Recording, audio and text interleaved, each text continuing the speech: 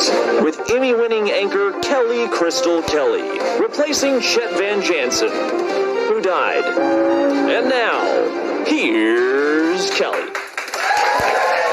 Hello, I'm Kelly Crystal Kelly, and this is local news where every guest has to share a story from wherever they're from. Jim, why don't you go first? Thank you very much. This is. Did they show the little video of the little duck that escaped in the school? There was a little duck that was running through the school, and it was like no one knew what to do, and they had to finally wrangle it up, and they did free it. And it reminded me of something happening like this in high school. I was a hero. I was a local hero in North Brunswick. There was puppies. There was like somebody had left them overnight, and they got out of the box, and there was like 7 of them, and no one knew what to do. And I. I called Christy Nome.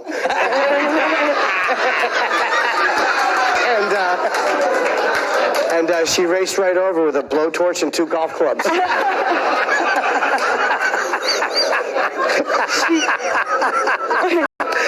Wouldn't it have been so much easier if she came on the show? She just came on the show. All right, Nicholas, why don't you go? Well, I chose a campus reform story because it's amazing reporting when you find out that a person that was convicted of murder and bludgeoning someone to death was allowed to sit on a college campus for nearly a week in one of these encampments. And yet it's the same people that say words are violence that want to ban, people like Riley Gaines, and they shout down people like Heather McDonald, yet they allowed a murderer, and it took the college a bludgeoner, nonetheless. Exactly. With a blunt force object, no less. And it took the campus a week to finally kick him off, but it just shows you how far off the rails some of these people in academia have gone, and how far off the rails the students are, where they'll accept someone like that, but if you mispronounce someone, you're Satan. Mm-hmm.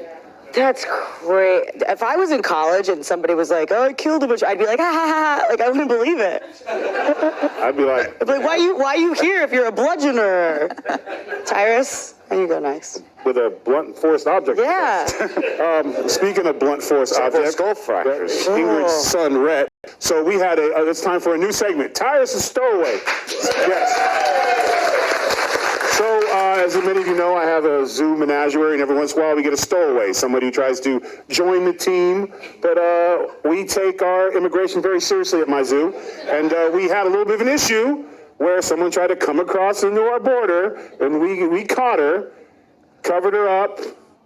Now listen, do not try this at home. You only can learn this if you grew up in the swamps of Louisiana. And because we have more than one son, I was fine with him doing this. So we caught her, we taped it up. Turns out the reason why she was hanging around is she had a really bad injury.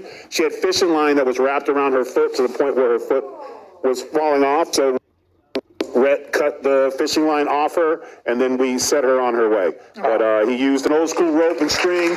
We caught her. He was very proud of himself. And I said, well, this doesn't excuse not going to college, but, I mean, it's a start. I was just going to say, my parents never let me do anything. Oh, no, because if you get eaten by an alligator, it's an act of God. Would you rather me bludgeon him? Would that be better? This is a happy story. I don't know if you remember the story about these Bay Area school students. I think they're from St. Francis, Mountain View High School. They were expelled from school because they were accused of wearing blackface in an old picture, when it turned out they were wearing acne face masks for their skin. I remember this. Well, they were just awarded $1 million in tuition. 2 students. They were awarded $1 million in tuition reimbursement after they were expelled. Wait, 2 students got the money? What happened to the 3rd guy? Well, he was actually in blackface. I don't know what happened to the 3rd student. Maybe he wasn't a student. Was he a student? The 3rd? Yeah, it might not have been a student. But anyway, that was saying. Thank you, Jim, for supplying that fact.